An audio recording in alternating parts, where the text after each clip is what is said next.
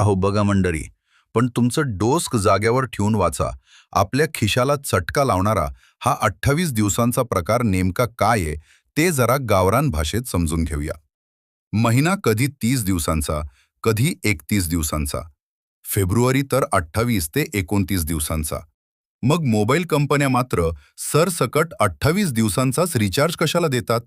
मुद्दा काय आहे बरं? 28 दिवस गुणा 13 वेळा बराबर 364 दिवस. म्हणजे वर्षाला 12 नाही तर 13 वेळा रिचार्ज. जर 30 दिवसांचा प्लॅन असता तर 12 वेळा पुरलं असतं. म्हणजे एक रिचार्ज जास्त आणि तेवढे पैसे जास्त. यावरच राघव चड्डा यांनी संसदेत आवाज उठवला. त्यांनी सरळ सवाल केला, महिना 30 ते 31 दिवसांचा असताना 28 दिवसांचा प्लॅन देऊन ग्राहकांकडून जादा पैसे का घेताय? आता हा प्रश्न काही उगाच नाही बरं का. आज मोबाईल म्हणजे चैनीची वस्तू नाही. शाळा, बँक, शेतमालाचा भाव, सरकारी योजना, व्हिडिओ, यूट्यूब सगळं मोबाईलवर. कंपन्यांची बाजू काय?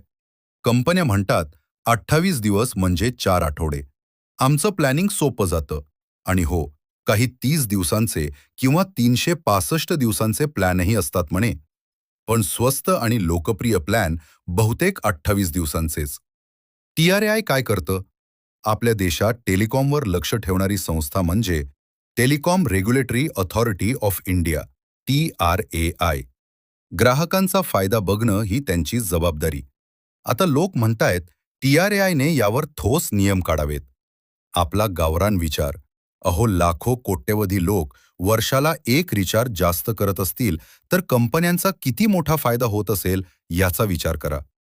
गरीब मध्यमवर्गीय माणसासाठी 200 ते 300 रुपये हे महत्वाचं असतात. आणि डिजिटल युगात मोबाईल सेवा म्हणजे गरज झालीये.